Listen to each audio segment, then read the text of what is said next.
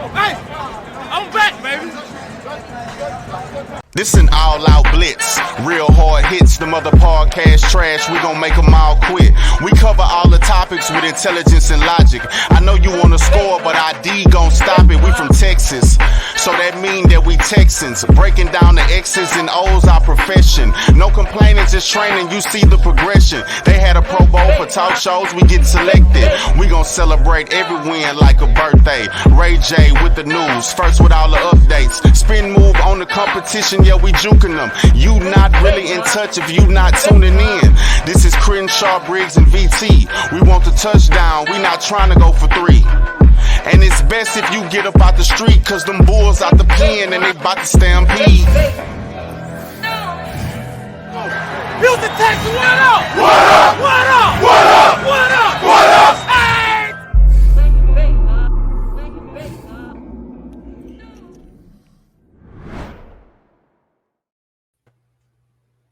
Hey everyone, welcome to the Texas Fan Battle Podcast. I'm your host tonight, Matthew Briggs, and as always, I got my amazing trio. But my A1 Day 1 Crenshaw is not with us right now. He'll join us later. But right now, I got the space legend making everybody mad on Twitter, taking the male fans completely off. I got Mr. Brown, Chubby Bear himself. BT, how you doing, sir? I'm doing great, and I was quite surprised, I gotta say, about the amount of hate that I got on my Davis Mills video. Holy crap. It's crazy. It's crazy. And guys, if y'all listen to ESPN 975, you know this guy very well. We got Mr. Cody Stoots from The Wheelhouse. Sir, how you doing? Blessed to be here, and my first time hanging out with you guys, so I'm honored you guys would have me on, and we'll talk some football. It's going to have fun. Man, you've been one of the goals to get you on, so we are glad to have a check off. So appreciate you coming on. Yeah, absolutely, man. Before we jump into VT, a little shout out to you, bro. Y'all's intro goes hard as AF. So VT is always doing heck of a job. Well, Cody, Thank you. let's kick off with some NFL news. There's a lot going on, especially with the Lamar Jackson. What's your take on all this craziness that is called Lamar? I'm surprised it got this far with the Ravens, and I understand having some reservations about Lamar Jackson from a long-term perspective, especially from the organization that drafted him and knows him as well as anybody else. But my big question when teams want to move on from a player or want to change things up drastically is what's the plan after it? So if Lamar Jackson's not your quarterback in Baltimore, what's the plan? Is the plan just to stink for a year and get a really good quarterback next year? Is that team's good enough to not stink so bad that they can get one of the tippity top picks in the 2024 draft? So it's a very weird situation in Baltimore. And then the way that the league has just been very hands off on Lamar, like nobody even wants to talk to this guy. Nobody wants to sit down and have a conversation with him. That's been strange to me as well. I understand he's missed some games the past couple of seasons, but he was an MVP, went in the playoffs, had a disappointing playoff game, came in the next year, had a solid season, went into the playoffs, won a playoff game against that very team that he lost to the previous year, and he's a talented, proven commodity. Is he one of the best quarterbacks in football? No, but he's one of the most dynamic guys when healthy, and I get that he's not always healthy, but I'll take 15 games of Lamar Jackson over 17 games of somebody who's not nearly as good. Davis Mills. Yeah. Right. Yeah. So that's where I'm at with Lamar. It's very curious to see how the NFL has operated. Part of it seems to be the contract. Part of it seems to be skepticism about what type of player Lamar actually is. So there's a lot of articles coming out and rumors or whatever you want to call it, saying that a lot of teams do not want to touch him because of the no agent issue. Is that a real concern, or is that just false hopes? I've seen a lot of people compare Laramie Tunsil and Lamar, and Laramie Tunsil doesn't have an agent. He's got advisors that assist him. And the Tunsil deal was easier to do than Lamar's deal. One, he's not a quarterback. Two, he's without a question one of the three best guys at his position. Right. And so with that, it becomes very easy to just pay Laramie Tunsil the top of the market or, blow the market away. Lamar Jackson's not one of the three best quarterbacks in football. He's really good. On any given year, he could be a top 5 guy. He could be a top 7 guy. He could be a top 10 guy. So there's a lot of nuance to that. I don't know that if a team really wanted Lamar Jackson, they would let that stand in the way of getting Lamar Jackson. That's one of those things that I feel like teams are finding as an excuse to not speak to Lamar Jackson, to not talk to him, to not have him in. Oh, well, he doesn't know what he's doing. He doesn't have an agent. You're just coming up with excuses at this point to not get the guy in. Kind of like a crutch, kind of like, hey, Yeah, I'd have Lamar Jackson in tomorrow if I owned an NFL team, and I'd be asking him exactly what he wants, how we get this done, how much money do you need, what contract could we pay you so that the Baltimore Ravens wouldn't match the money. And I mean, it's one thing if you're the Chiefs and you don't want to talk to Lamar Jackson because you have Patrick Mahomes. You're the Bengals. You don't want to talk because you got Joe Burrow. But Atlanta doesn't want to talk, doesn't want to have a conversation. Washington doesn't want to have a conversation with Lamar Jackson. Someone's going to do their behind-the-scenes undercover homework, and they're going to end up with Lamar Jackson. They're going to be pretty happy with it. I just want to address the comparison to Laramie Tunsil. You're right that it's nothing similar, but just to go more specific on that, Laramie Tunsil, I know everyone's talking about, oh, he did a great job by not having an agent, but he was getting $23 million a year already, and he got 25. What we're talking about, the difference here is $2 million extra. In all reality, he didn't make any more. Lamar Jackson was on a rookie deal, so he was getting about $8 million a year. Now he was asking for close to 50. So the difference between what he got and what he's asking for is ginormous compared to Laramie Tunsil, which was essentially a rounding error if you're talking about salaries. Yeah, that's a good point too. Lamar's looking for a significant raise. Laramie Tunsil got a little raise, and it seemed like the team was happy to put in the structure of the contract the way that it benefited Laramie Tunsil and benefited the team. There's more nuance to that with Lamar. Look, if he actually does indeed want that fully guaranteed, no questions asked contract like Deshaun Watson got, he may have to wait for a team to find the money for that and to do that. But I will say with Lamar Jackson, it only takes one. All he needs is one renegade, one owner that doesn't care about the other 31 ownership situations, one guy that doesn't care about being friends in the boardroom with those guys and cares about winning, and they get Lamar Jackson. That's all it takes to get Lamar Jackson. It just feels like the brotherhood that is NFL ownership has sort of kept this from occurring the way Lamar certainly wants it to occur. Well, let's bring this back to Houston. I'm sorry, can I just say one more thing about Lamar Jackson? Which is, to bring this back to Houston, I know that most people are either Bryce or Stroud at this point, but can we get your little spiel about it? Because I'm a huge Lamar Jackson guy in terms of coming to Houston. I think anytime you can get an all-pro MVP level quarterback instead of getting a rookie that could potentially be a bust, you do it. And if it's only 2 first-round picks with the tag, you do it. And the money doesn't bother me because we have $150 million coming up next year. So what do you say on that? So there's 2 Lamar Jackson scenarios that are acceptable to me, I guess is the way I would phrase it. One is Bryce Young is my preference, a quarterback. I like Bryce more than the other quarterbacks. I like getting Bryce with the number 2 pick, keeping the money dry, using it however you want to use it the next couple of seasons, and building around Bryce. That's my number one quarterback desire. Number 2 is trade number 2 and next year's Texans pick for Lamar Jackson. So I would be very interested in having the conversation with Lamar. You mentioned the money. They've got the money. Actually, overthecap.com right now, the Texans have the most salary cap space in the NFL next season. Right. Obviously, the cap's going up, so a lot of teams are going to have cap space, but the Texans have a lot of it right now.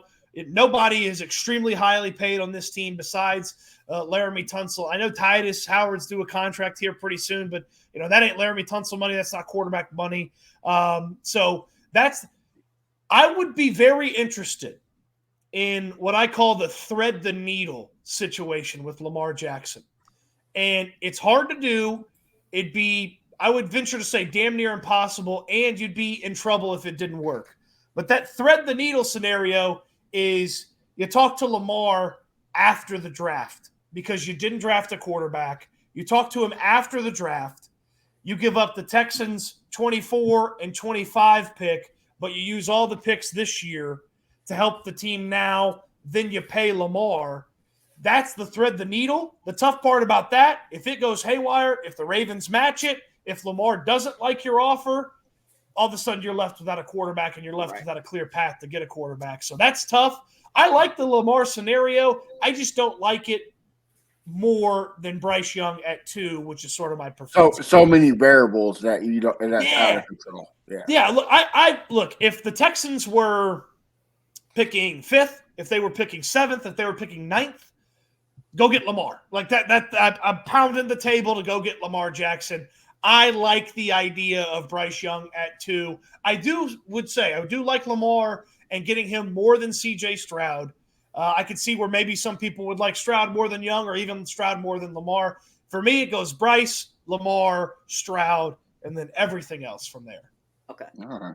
Well, always late. No, I'm just kidding. You guys make a fast-moving entrance.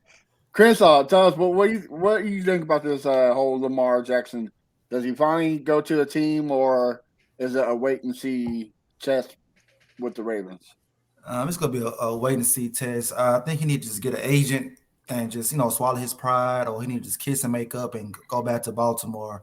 I understand he wants the same money or the same guaranteed money or more that Deshaun had got, and he deserves it because he's done more and everything. But right now, it's just real, real ugly. And then you got the fans turning on him. I don't know why fans turn on players so fast when they don't want to be with the organization. They're saying a lot of bad things about him that these guys want to say it last year. So they're showing their true colors. But he's a great talent. And like Cody said, if we was picking later, go get him. We got the ammunition. We got the salary cap. Go get him. But picking at 2, give me Bryce, Christopher Young, and let's go. It sounds like a plan. Earlier you said crazy owners. I'm glad you brought that up. The Commanders are looking like they are about to be sold to somebody else. Magic Johnson being one of the purchasers. Cody, what does this mean? Like, is it crazy to you, or are you glad? It's crazy to me that Dan Snyder's finally to the point where he's going to sell. And the NFL has gotten to the point where they've threatened him enough to make it seem like, hey, if you don't sell, we're going to make you sell. And then that may not work out to your benefit. You hear the rumors about Snyder not even being in Washington right now, hanging out in Europe and preparing to sell the team. $6 billion after the Broncos just went for, the mid-4s. That is a significant improvement over a team that just got sold a few months ago. Interesting to see sort of the names that have popped up. You mentioned the ownership group with Magic Johnson. There's another ownership group with a guy out of Canada who's a real estate mogul. And, of course, from a Houston perspective, Tillman Fertitta had a bid in initially at $5.5 billion. Well, now the bids are at $6 billion.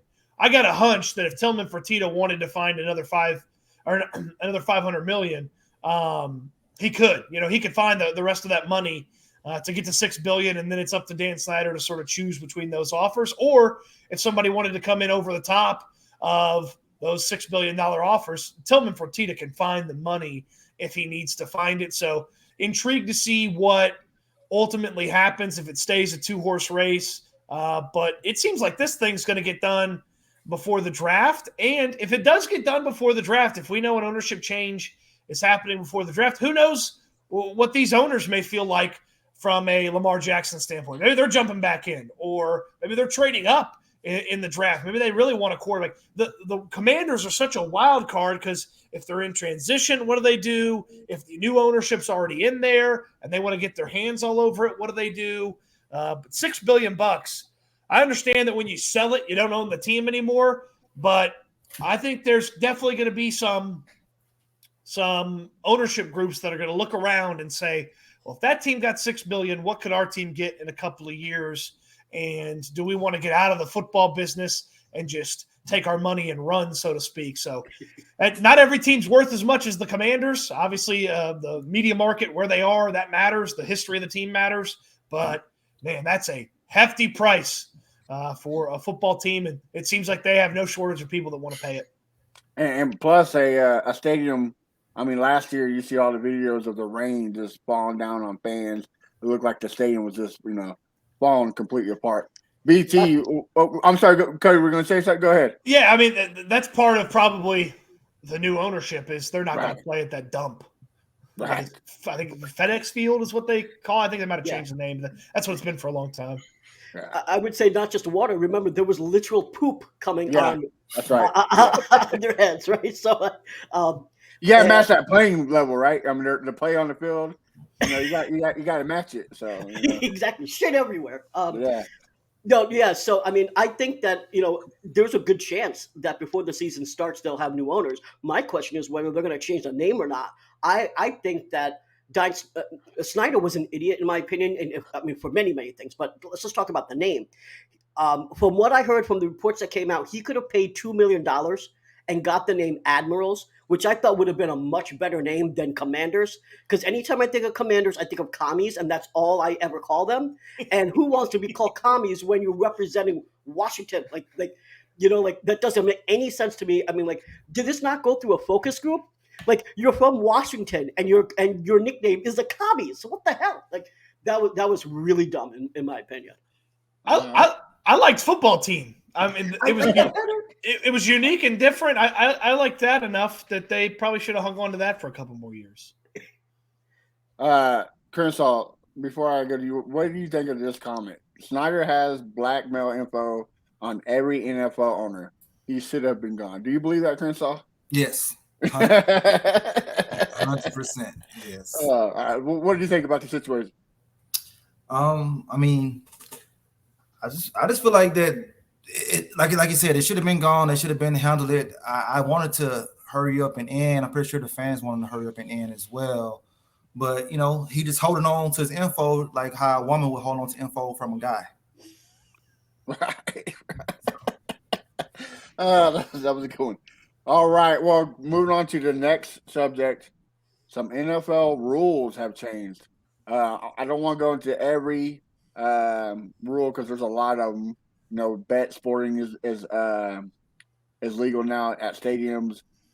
You now get the number 0 on your jersey.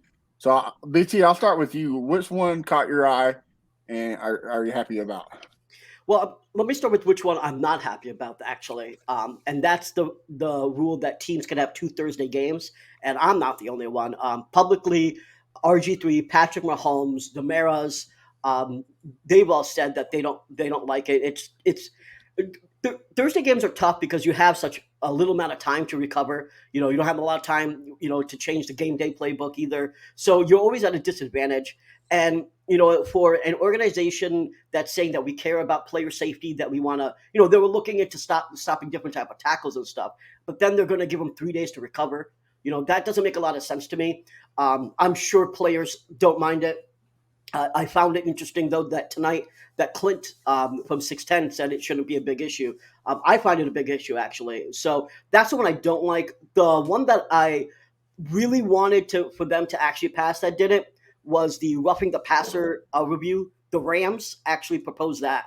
I think we can all agree, all 4 of us. I don't think there's really much dissent out of there that the referees have been treating quarterbacks like, toddlers.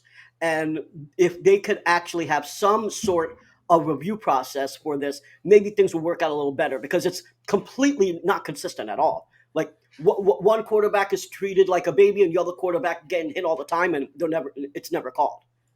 Right. So that's the one that I don't like. The one that I have a question for Cody. This is the one that confused me the most. Why did they change the preseason cut down? So before you were able to stage it out, why is it all at once now? I don't get it. Yeah, that's a detriment to guys trying to keep jobs, find jobs in the NFL. I know that the teams don't like that. You're going to see, I guess, 1,000 players or close to 1,000 players get cut right around that time.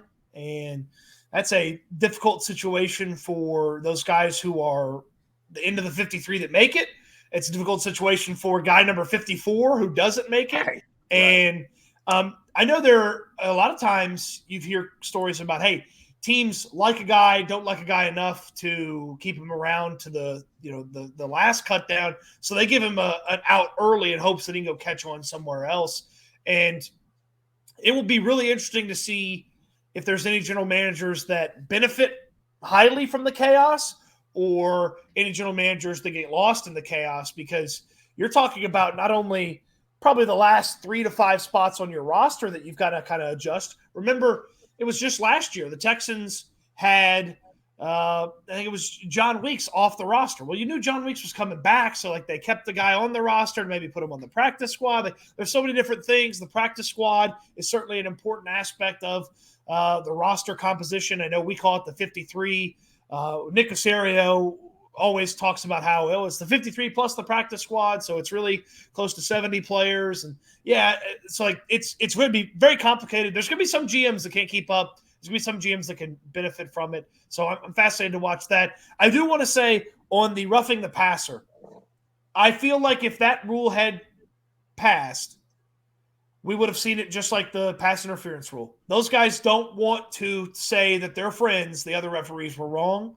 And the studies that the referees released said they only missed 3 calls on roughing the passer this year. And it's like, okay, that's like letting me grade my own test in high school. I only missed 3. I showed all my work. The referees would have just slowed the game down and not turned over any of the calls, and we'd all been twice as mad. And losing challenges because they got it wrong twice on Sunday instead of just once. Yeah. So I think that's part of the aspect. The owners feel like the quarterbacks need to be protected, and we don't need to see 3rd string, 4th string, 2nd string quarterbacks late in the year like we did a bunch this year. All right. Well, so go ahead, round it off with you. Which one were you excited to see get? Man, I like that the onside kick alternative is at least a conversation. Ooh. So they tabled it. It didn't make it to an official vote. Hey, we're gonna vote on it. They're gonna table it, talk about it again, and the rule would be a 4th and 20 from your 20, and if you convert it, you get to keep possession of the ball. You keep going on offense. My co-host Brad Kellner on the Wheelhouse on ESPN 97.5, 5% of onside kicks were successful last year. Teams converted. Now, the XFL is 4th and 15. So remember, the XFL and the NFL have a partnership. The NFL's conversation was 4th and 20. The XFL's is 4th and 15. So that's a little bit different. I wonder if they watch the XFL throughout the rest of the year, decide on maybe 4th and 15. 4th and 15 is converted on a 22%. 22%. Okay. So you would quadruple the amount of times where teams kept possession. That makes games closer. That keeps you from having more blowouts. Now, obviously, you're going to have teams that don't get it, and then that team's going to be 20 yards out from a touchdown, and they're going to easily kick 3 or get a touchdown. So you may have a couple of things that lead to more blowouts, but 22%, most coaches will take that chance more than the 5% of the onside kick. You'd still have the opportunity to kick the onside kick. That's an interesting conversation. Most of these things, when they get tabled, don't get passed. But it's at least on their radar. It was on their radar last year. There's more discussion about it this year. They have data from a partner in the XFL to kind of pay attention to. So we may see a onside kick alternative in the future in the NFL. It's closer than it's ever been. Right. Did you see that game in the XFL where I honestly can't even remember what the teams were? It was this. It was the Battlehawks. Yes, it was A.J. McCarron, former Houston Texan. Yes. And so they came back after really not having a prayer. They came back with because of that 4th and 15. I mean, that's actually been one of the cool things about the XFL is that, a lot of times you watch a game in the NFL, right? And then the 4th quarter, like, what do I need to watch this for? They're 20 points behind. There's no way. They're 21 points. There's no way. This changes that. I honestly hope, really, really hope that next year or sometime soon they do pass it, because that will make NFL games so much more fun. Yeah. Oh, yeah. I do believe. Look, it's gonna lead to more scoring. It's gonna lead to closer games. It's gonna lead to eyeballs staying on games because there's an opportunity to come back and more strategic moves, plays. Yeah. So it'll be very interesting. I do have one more. I have a question for you guys on the rule change. You can wear 0 now. Right. What Texans player should wear 0 this year? Darnell Washington when we draft him. Oh, Big O? You want Big O? Chris, what about you? Well, to have that number, you got to be good. But I'll say Nico Collins because this is last year, so he got a 0. I'm gonna go opposite. I'm gonna say it's gonna be Davis Mills because it's gonna be the amount of games he's gonna start next year. So I say Davis Mills. But Chris, what about you? Which one do you not like? Which one you like? Which one you don't like? Well, I don't like the 2 Thursday games. Yeah, I don't like that right there. That's too much right there. Now, I wish they would change like to college on the pass interference. Like give us 15 yards. I don't like the spot pass interference. I wish they could change that in the future. But most of the Thursday games and like you guys said, that 4th and 15, 4th and 20, that does sound like fun. But 3%, damn, I didn't know it was that low. That's a low percentage right there. Yeah, 5% on onside kicks, and then I think 23% on 4th and 15s in the NFL last year. And of course, we know Davis Mills and Jordan Akins can do a 4th and 20. So if they can do it, don't be bringing that one out there, Cody. We gotta live. Hey, we gotta live in that pain. I mean, it's gonna stick with us forever. I'm gonna have nightmares now, man. Yeah. It's gonna be a mad moment in the game this year. Lovie Smith, last drive. I like the 4th and 20, but if they bring that in, they got to bring in the onside interviews with the players. Let them cut a promo. I would love it. I would love to hear somebody like Von Miller, Khalil Mack, Jalen Ramsey just talk crap. I would love it, but it's probably not going to happen because, out of control. All right, guys. Well, let's jump into the Texans draft real quick. Houston Texans flag. All right, we're on the clock, and we're gonna turn to picking. We're gonna make you a Houston Texan.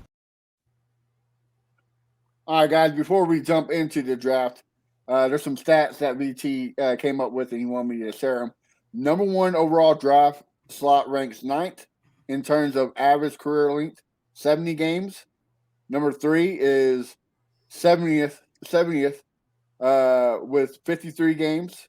Number 2 ranked 76 with 52 games. Quarterbacks have the shortest career, 30 games. QB second shortest with 38 games. And the 13th pick in the draft has appeared in the most games in the last 10 years, a 76.8. So, Cody, with hearing that new stats that VT dropped on you, who are we taking in the first 3 rounds? Who do you got? Man, this is the draft is going to be as fun as it's ever been because we may have an idea ahead of exactly what Carolina's doing because what Carolina does drastically affects what the Texans do.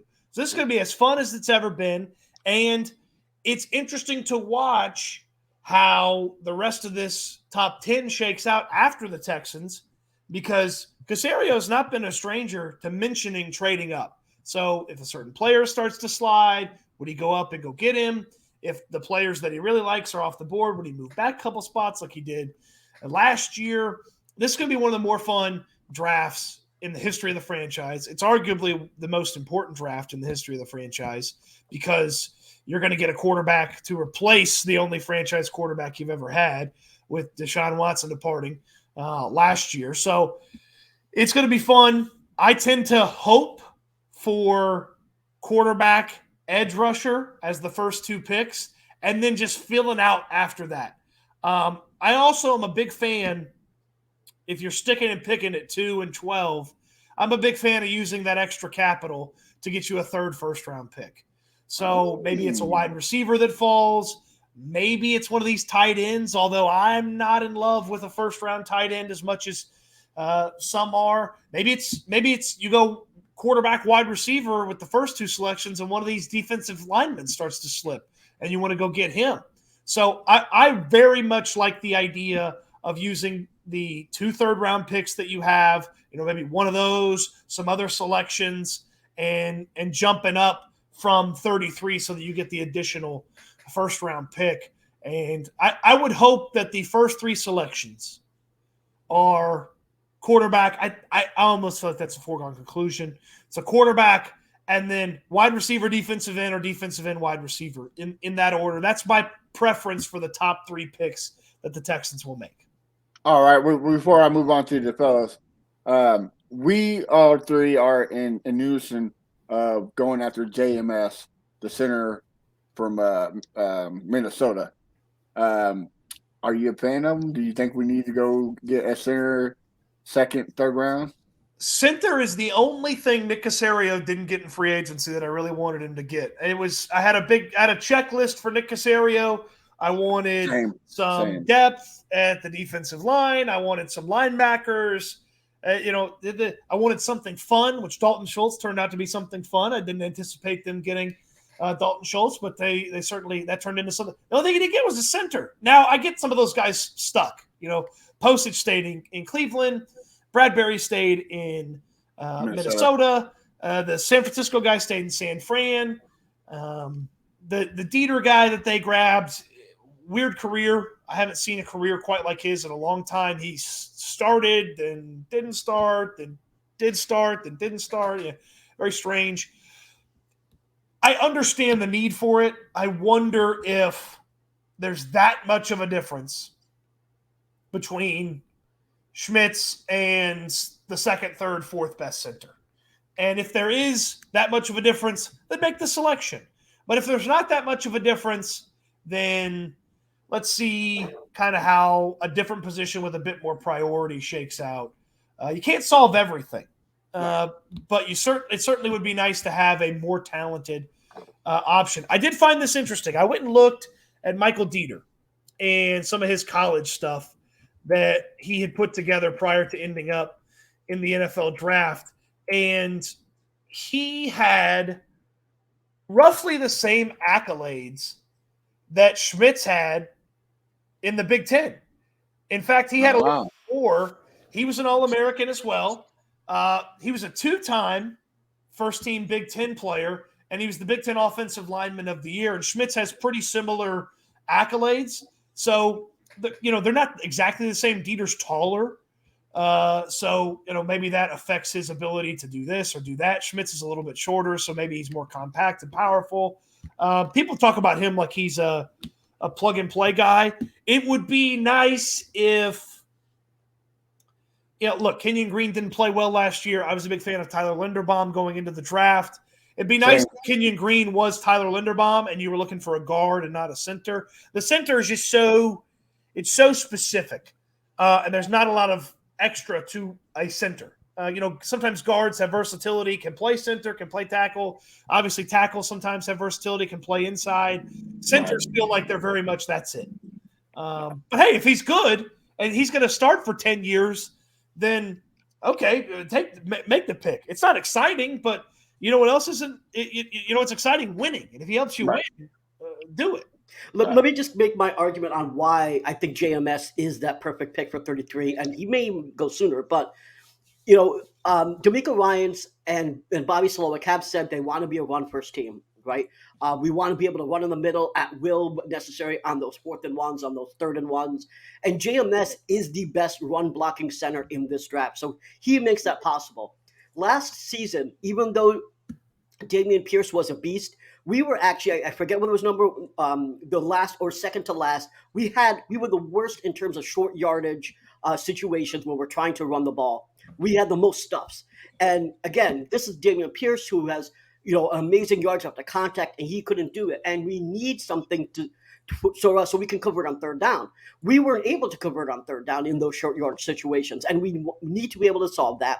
We also saw Scott Quesenberry basically almost get Davis Mills murdered. So we have to prevent that from happening, whether it's Bryce Young or CJ Stroud. So I think there's an argument to be made that even though, yes, you're right, the center is not a sexy position, but it's so important for what we want to accomplish that I think you have to do it.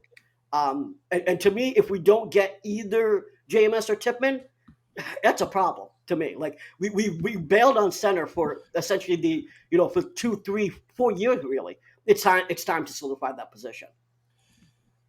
JMS is NFL comparison on NFL.com by Lance Zerline, who's a colleague of mine at ESPN 97.5, is Ben Jones. So if you signed me up, you signed me up for a Ben Jones-esque player. Ben was not real good his first year in the league, but then he turned into a very nice player. Probably should have never left the building. Right. And was fantastic in Tennessee. Got a free agent contract and another contract with them. So hey, if you tell me he's going to turn into Ben Jones, I'll sign up for that. And he's familiar with the zone blocking Ben Jones was. So yeah. I love that.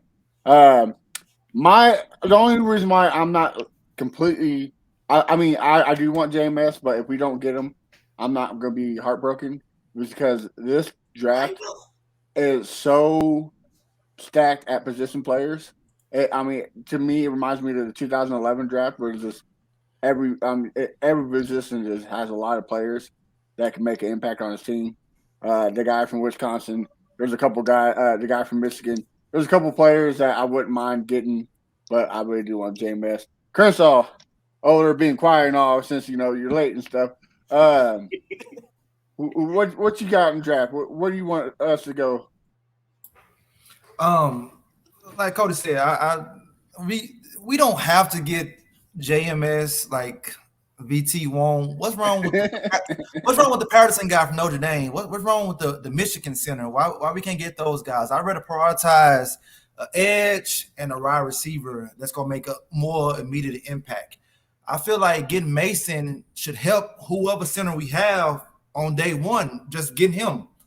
So we don't have to get the center, that the number one center. We could get the number 3, number 4, like that. But we need the wide receiver. We need that edge, like ASAP. And we need a linebacker as well. So, we get JMS, cool. We don't, I'm not too mad about it. All right, Cody, before we move on. So if Murphy falls to, say, the 26, are you trading up to get him? Miles Murphy from Clemson? Yes. Oh, yeah. I don't care what they've done at 12. If Miles Murphy's there again at 26 or within that range, fire up the trade machine and let's go. Because imagine if they ended up with, say, I don't know, maybe you go offense, say quarterback and then Jackson Smith and Jigba, and you're sitting there at 20. Miles Murphy's still there. It's like I know that he hasn't had any off-season, hasn't had a lot of off-season testing. The tape is incredible, and if you are worried about his athleticism, worry no more. I believe he was number 3 on Bruce Feldman's college football preseason freaks list. So he's a freaky athlete. He's very strong, technically sound. I really like what his potential is, and if he's a guy that slips, he's a guy that was the number 2 pass rusher behind Will Anderson in the day after the 2022 mock draft that Mel Kiper did.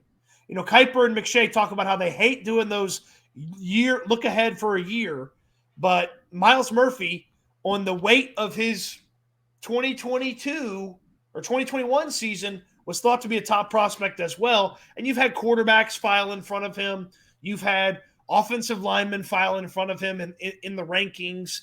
And so if that guy starts to slip, I don't know how far you want to move. Like 33 to the middle of the first round's kind of a nasty move. It could cost a lot, but the 20s, he starts to slip. Go get him. Go get him. All right. Well, guys, moving on to other Texans news. Vegas has us 5.5 game spread plus game spread, and ticket renewals that are 90%. I already know Crenshaw he's already checked. Please, let's get this thing going. Cody, does that excite you or is this? Man, I was surprised to hear some of the ticket numbers to an extent. To get renewals from the people who were there last year at such a high rate, it's a great job by the staff. It's a great job by the organization having something to sell in DeMeco Ryans. Like DeMeco Ryans is going to raise an eyebrow, you could enter into a new era of Texans football with DeMeco Ryans and a franchise quarterback. And if you get a quarterback at 2, the phones should be ringing again shortly after that. So they're not going to have problems selling tickets here in the offseason and keeping people. If you had season tickets already, you were going to keep them with the DeMeco Ryans news. If you suffered through Lovie Smith, you were definitely excited about DeMeco Ryans. Right. I am intrigued to see if there's a bump post-draft because you got a lot of picks. You got 12 picks right now. I don't anticipate them making all 12 selections, but one of them's going to be a quarterback. That guy's going to be the face of the franchise, and the organization hasn't had a face since Bill O'Brien was out and Deshaun Watson decided he wanted to leave the organization. At that point, like David Culley wasn't the face. Like I appreciate what David Culley had to do and what he tried to do, but he wasn't the face of the organization. Essentially, Caserio was. And again, like Lovie Smith was kind of the face of the organization. There's only so far that a coach can get you as the face of the organization. Right. Now, DeMeco, he's been the guy since he got hired. But that's a short span because the quarterback's going to take over as the face of the organization. And I know Nick Caserio is going to tell me it's not about one player. It's not about one selection.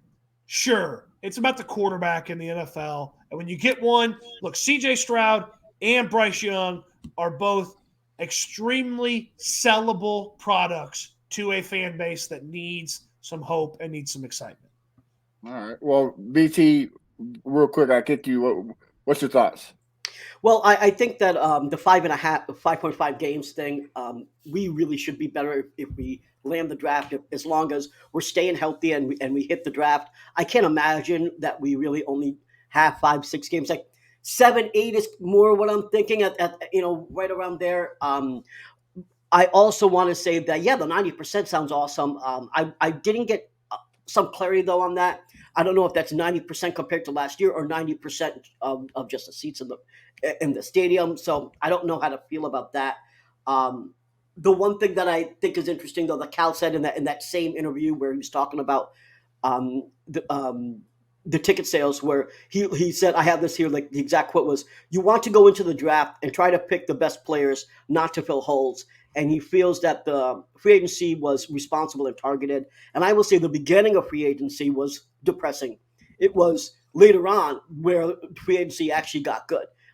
You remember me on those show, guys, right? Like, I was bitching about what was going on in free agency, especially signing back Eric Murray and then Scott Quesenberry. But then it got good.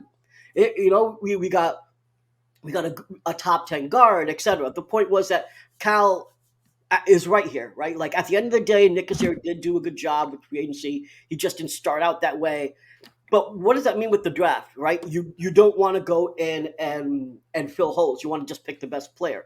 I agree. And I agree with Stoots, right? The one thing that he didn't get is a center, right? So to me, it's quarterback, center, and then best player available. That's how I feel. All right.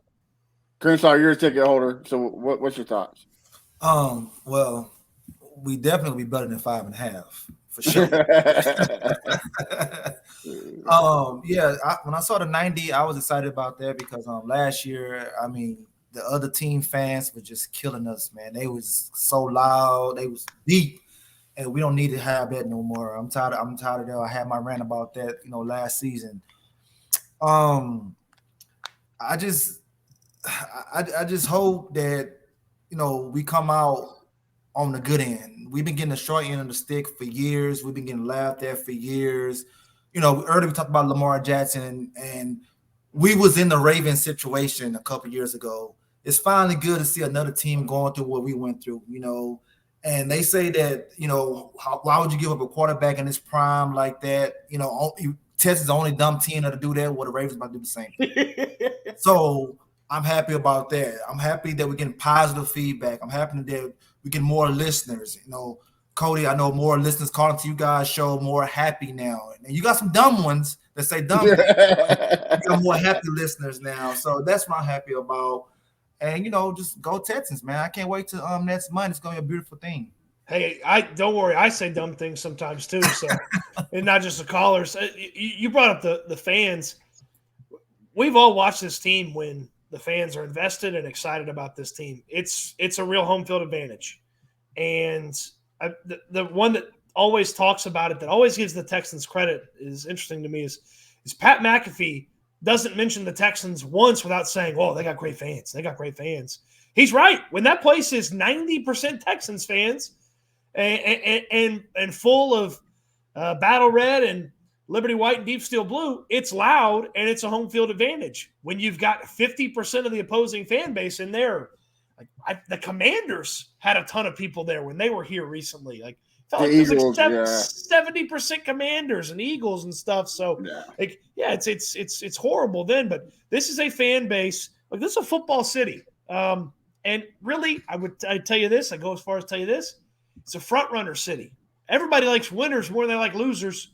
A lot more people show up to Astros games now than when they were losing 100 games. So the Astros, right? Yeah, you start winning some football games, and all of a sudden people are going to make their way over there, even though it's a pricey ticket sometimes. But I'll tell you what, man, there's nothing like a winning football team, watching them live from the stands, and the Texans do a really good job with game day presentation. Just a lot of people haven't had the opportunity to see it because they haven't found their way into the stadium. Well, before we move on, I'm glad you and Crenshaw kind of brought up dumb things.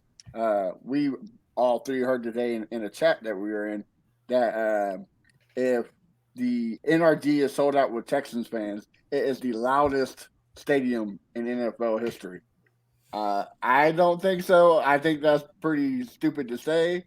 Arrowhead Stadium would like to talk to you. Yeah, I feel like the Chiefs would try to sue you if you said that. Right. And take you to court. Yeah. On this episode of dumb things said by Texans fans, like crazy. Well, can I address George's question real quick because he popped that up? So George wanted to know whether or not I'm still an Anthony Richardson guy. I am. I just know that we're not taking him. There's basically no way that this organization, after winning 11 games in 3 years, is going to swing for the fences on Anthony Richardson. I would love it if they do. I just know that they're not. It's either CJ Stroud or Bryce Young. So as much as I want them to take him, they're not going to. So I have to move on. But I mean, if a miracle happened and they took him, I'm popping bottles. Everyone let's go to the club. But I mean, it ain't happening. I think, like, from a Richardson standpoint, I see it. I get it. I could see how it could turn out really nice. I'm just happy to have somebody else take that risk. We're not there yet. I'll live with what the Texans do it too, and hope that guy's good. And even if Anthony Richardson's great, hey, that's a path I didn't want to take, I guess is the way I would phrase it, the way I would say it. And so, like, I understand it. It's not for me. Everybody's got their like when I go to the blackjack table, hey, yeah, I play $15 minimums. I play $25 minimums. I don't play the $50, $100 minimums. Right. Hey, you want to go play the $100 minimums? More power to you. I'm happy for you to have success playing blackjack, playing the $100 minimums. That's not me. Right. All right. Well, this is one of the fan favorites, Cody. Before we do, got a little video for you.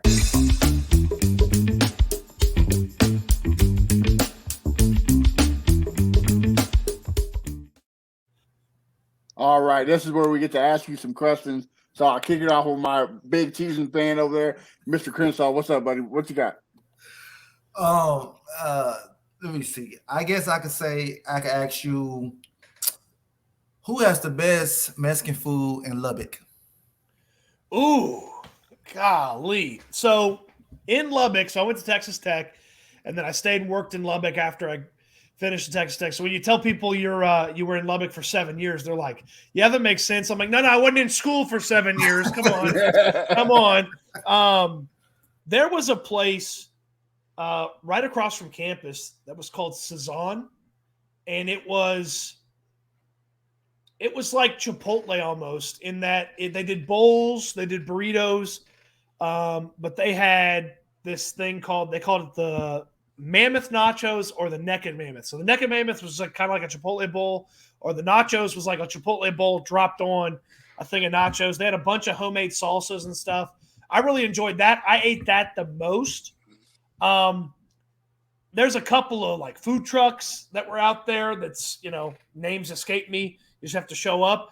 when I'd been there for a few years, like probably a year or so before I left, there was a new place that popped up on 19th Street that did authentic street tacos, and they would do 5 tacos for $5 on Thursdays, which it probably would work better on Tuesdays, to be honest with you. Taco Tuesday, not Taco Thursday. But Is that Cab Rock Cafe? No, it was like it took over an old gas station, and I don't even know if it's still there. I can't even remember, but they did authentic street tacos, and I couldn't even tell you the name, but I was there every Thursday for the deal, and then I'd go in randomly throughout the week, and I'd just tell the lady, make whatever you got, make me something. So I had all sorts of different things there. It doesn't have as much variety as Houston, obviously. A lot of chain Mexican food places in Lubbock. Not a ton of local or really good Tex-Mex or really good Mexican food, but there are a couple spots. Cezanne's not there anymore. The family that owned it. I've emailed them 100 times asking for recipes, and they've never emailed me back. So maybe I just have to roll. I'll just have to roll into one of their other businesses next time I'm in Lubbock and be like, "Give me the salsa recipe." Just coming with the bell like a Game of Thrones. Shame. Shame. You see all these emails? Right. Well, before I ask BT his question, I got one for you. Coming from Texas Tech, Lubbock area, how great was it watching Graham Harrell play? I heard stories like that. Gray was one of the best college quarterbacks and very underrated player. What's your thoughts? Graham Harrell is an incredible dude, super nice, was a great college quarterback for Texas Tech. You could tell that he was going to be a coach one day. Obviously, his dad had been a legendary high school football coach for a few years, and Graham was awesome. He's a guy that would get a lot longer career if he was doing what he did now at the college level. Like, he'd be around a lot longer. Didn't have the best arm strength, but could make decisions, could get the ball where it needed to go.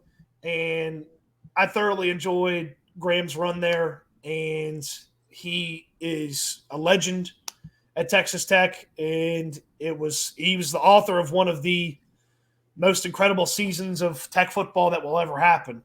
Of course, we remember 2008 with the Crabtree game and what he did in 2008, and he was in the Heisman Trophy conversation. He was awesome in 2007, though. Like, he was really good in 2007 as well, and he even has, to his credit, in 2006, he's got a trip down to College Station where he had a phenomenal finish to the game and beat the Aggies. So Graham was incredible. Root for the guy. I believe he's going to end up as a head coach one day at the college level. I know he's bounced around a little bit, not had a tremendous amount of success in the recent years. Now he's the OC for Purdue. I believe he's definitely going to end up as a head coach at the college level someday soon. He's not even 40 years old yet, so he's got plenty of time to make his way through life. And great quarterback to watch, great guy, and was great to Texas Tech while he was there. You didn't hear anybody say a bad thing about him while he was there. I think he had a girlfriend the whole time he was there, so it's not like he was some playboy or something like that. So no Johnny Manziel or Baker, huh? Yeah. And then we went from Graham Harrell to Taylor Potts and Steven Sheffield. So we went to a straight up quarterback competition. Mike Leach got fired at the end of the next season, and then there was a little bit. There's again another quarterback competition 2010, and it settled down a little bit with Seth Doege. Seth Doege was a really good college quarterback too. But yeah, Graham's the best. He'll hold probably every record forever at Texas Tech. As many as he currently does have. He played 3 full seasons. So the guys just don't play 3 full seasons anymore. No. And so he was awesome. It was great. Real quick, only on college level, who are you picking, Graham Harrell or Patrick Mahomes? Ooh, if you put Mahomes on the 2008 Red Raiders, they probably still lose to Oklahoma because that was a buzzsaw situation. You weren't beating Oklahoma that time, so they probably still lose to Oklahoma. But I mean, that offensive line in 2008 was incredible. They didn't have any NFL guys on there, but they had, I think, mostly juniors and seniors on that offensive line. And the defense was actually pretty decent. They had some guys that played in the league for a little bit off that defense. Mahomes never played with the defense. If you dropped him on that 2008 team, they're even better. And they were awesome in 2008. Mahomes is more talented. He had more wow moments. Graham was more consistent and had more wins. Okay. All right, VT, I'll let you ask your question.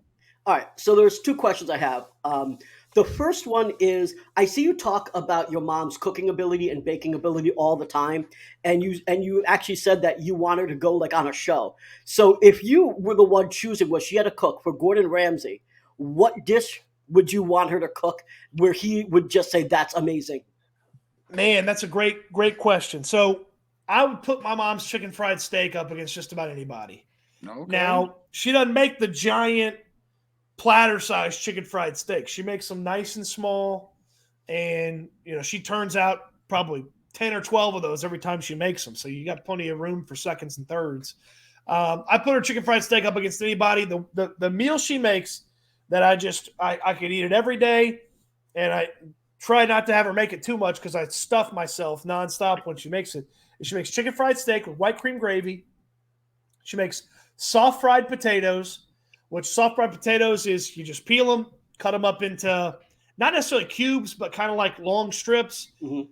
Put them in the pan a little bit, saute them a little bit of salt, a little bit of sugar, steam them a little bit. They get very soft, still like a little bit of bite to them. Those are really good. That's my grandma's cooking right there, man. Woo! And then she'll make some homemade rolls. And then if you're dying to have something green on the plate, which I never am, she'll crack open any canned vegetable you want and jazz it up. But she doesn't. When she's making chicken fried steak, she ain't worried about the green vegetables. So, it's chicken fried steak, gravy, homemade bread, and soft fried potatoes. Meat and taters and bread. Sounds good to me.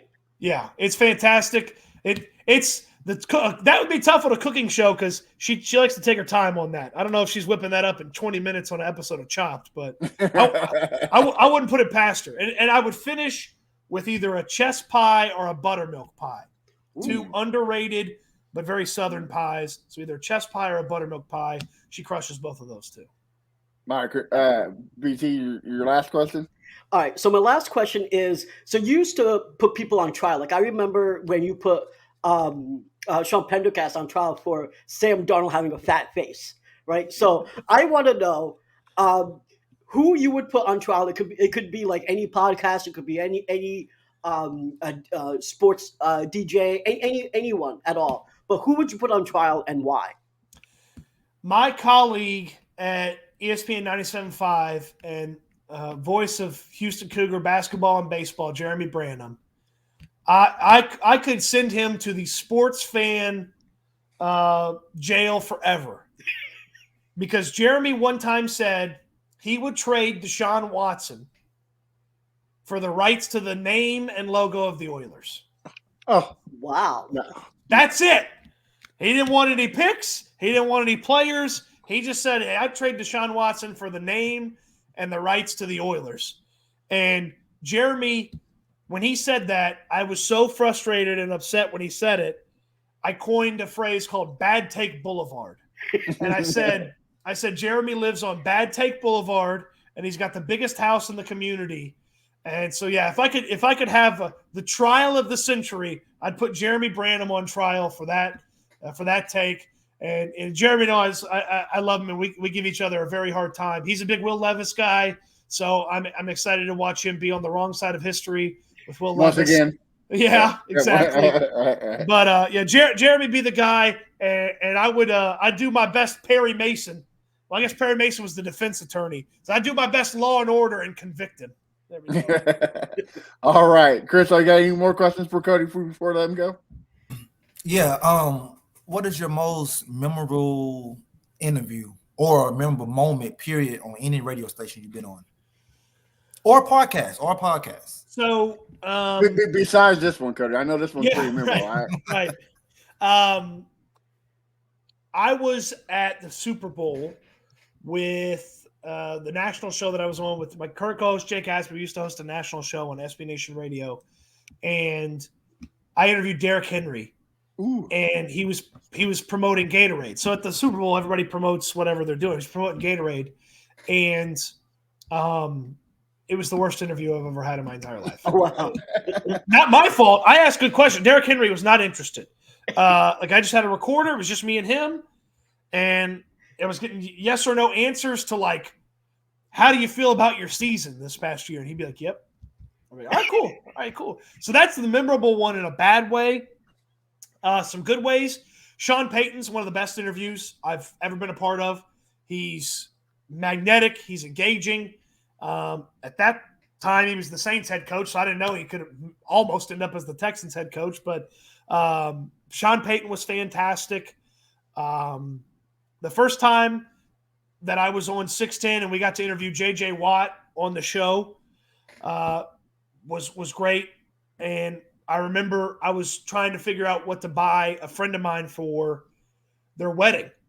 And I asked JJ, I said, "Hey, I'm thinking about going off registry for the wedding. Do you approve of that idea?" He's like, "I only go off registry." I was like, "Yes." Yes. But one of the highlights and one of the ones that I can tell people the most who aren't sports fans is I interviewed Martha Stewart.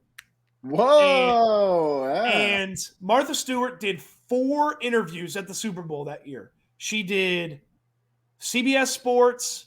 She did 2 other like huge outlets, and she did our outlet, which we were one of the smaller national outlets that were there. And she sits down, and she's in Radio Row for sports radio. So she's very skeptical about 2 guys who, Jake's in his mid-20s, I'm early 30s. And she's very skeptical that we know exactly who she is.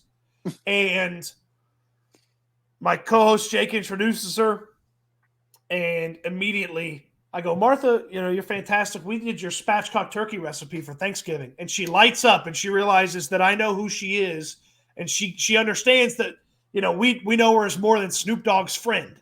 So she and I talked a bunch of different things, and she's got this great baked potato trick, and she just casually slid it in on an episode of Chopped one time. But I was listening, and so you bake the baked potato in the oven. You got it in the foil. When it comes out of the oven, wrap it in a towel, or I got the Ov glove thing, and you take it and you smash it on the counter. You flip it over and you cut that side open. It's the fluffiest baked potato you've ever had. And I talked to her about that, and then we talked about potatoes for 2 or 3 minutes after that. And it was really fun. And apparently the best potatoes in the world come from Maine. I did not know that. I would have told you it was Idaho. Right. What do I know? But Maine potatoes. So Martha Stewart's really good.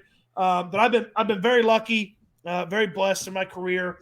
And actually, let me try to think if I can remember the year. It was about 4 years ago, or it had been 5 years ago this time. I was in San Antonio for the Final Four.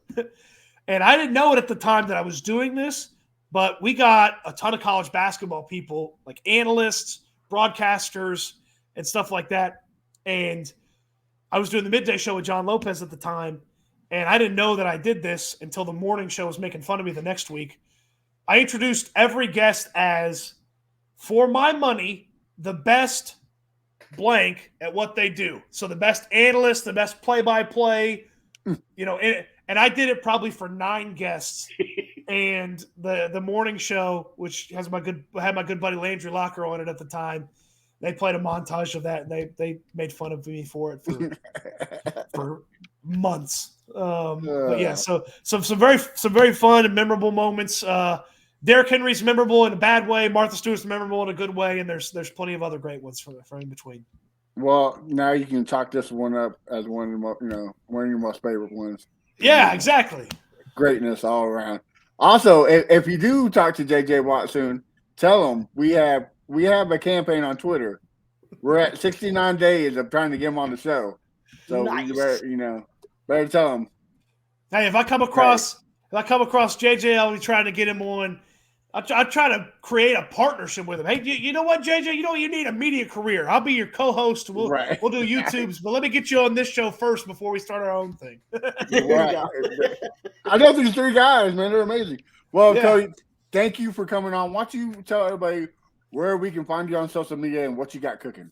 At Cody_Stoots on Twitter. At Cody_Stoots on Instagram too, I think.